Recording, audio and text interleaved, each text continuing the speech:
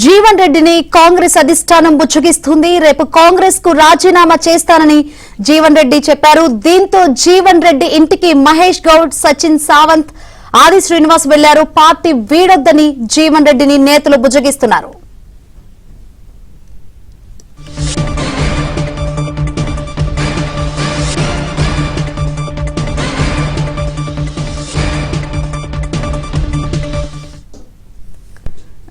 రేపు కాంగ్రెస్ కు రాజీనామా చేస్తానని జీవన్ రెడ్డి చెప్పారు. ఈ నేపథ్యంలోనే కాంగ్రెస్ అధిష్టానం జీవన్ రెడ్డి బుజ్జగిస్తుంది. ఇదే అంశానికి సంబంధించి మరిన్ని వివరాలు అందించేందుకు మా ప్రతినిధి శ్రీనివాస్ సిద్ధంగా ఉన్నారు.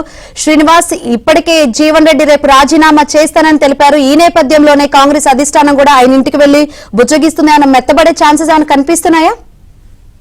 శంకరి, అధిష్టానం అంటే కాంగ్రెస్ పార్టీ సీనియర్ నేత మాజీ ఎమ్మెల్సీ జీవన్ రెడ్డి రేపు పార్టీని వీడబోతున్నారు. ఇప్పటికే మంత్రులు కూడా జీవన్ రెడ్డి ఇంటికి వచ్చి బుజ్జగించిన పరిస్థితి ఉంది. అయినా కూడా ఆయన బుజ్జగింపులకు లొంగలేదు. ఈ నేపథ్యంలో మహేష్ కుమార్ గౌడ్ అలాగే ఆది శ్రీనివాస్ కూడా జీవన్ రెడ్డి ఇంటికి చేరుకొని పార్టీలోనే కొనసాగాలంటూ కోరినప్పటికీ జీవన్ రెడ్డి తన అభిప్రాయాన్ని స్పష్టంగానే చెప్పారు. ఇక్కడ దాకా వచ్చిన తర్వాత నేను వెనకడుగు వేయలేను అన్న సారీ అంటూ మహేష్ కుమార్ గౌడ్ తో కూడా అదే విషయం స్పష్టం చేశారు.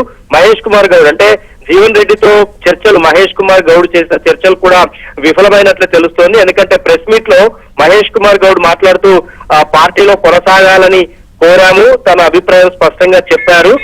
పార్టీలో కొంత ఆయనకు ఈ ఫిరాయింపు ఎమ్మెల్యేల మీద ఆయన చెప్పిన అభిప్రాయం తాము విన్నాము అని అది కూడా చెప్పారు. సో మొత్తానికి మహేష్ కుమార్ గౌడ్ మాటల్లో చూస్తే ఈ రోజు కూడా చర్చలు విఫలమైనట్లే తెలుస్తోంది.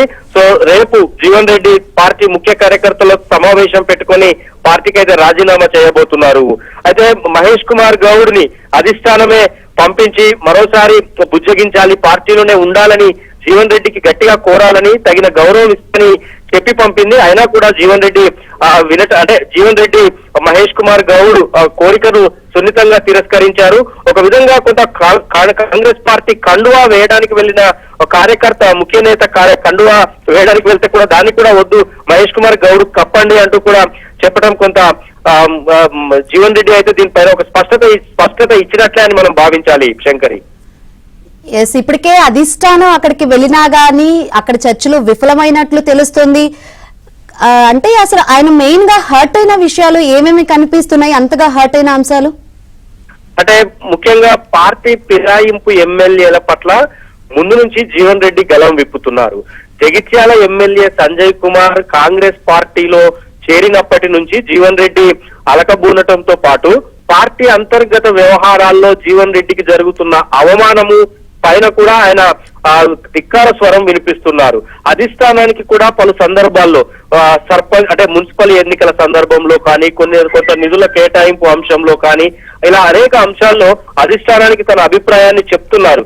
ప్రభుత్వానికి ఎమ్మెల్యే మద్దతు తెలిపితే తాను ఒప్పుకుంటాను, కానీ పార్టీ అంతర్గత వ్యవహారాల్లో ఫిరాయింపు ఎమ్మెల్యేలు ఎట్లా జోక్యం చేసుకుంటారంటూ కూడా ఆయన ముందు నుంచి చెప్తున్నారు. అయితే ఇటీవల మున్సిపల్ ఎన్నికలు, గతంలో తన ఎమ్మెల్సీ రెన్యువల్ సందర్భంగా పట్టభద్రుల ఎమ్మెల్సీ తిరిగి సిట్టింగ్ గా ఉన్న ఆయనకు కేటాయించకపోవడం లాంటి అనేక పరిణామాలు జీవన్ రెడ్డి అసంతృప్తికి తీవ్ర కారణంగా కనిపిస్తున్నాయి.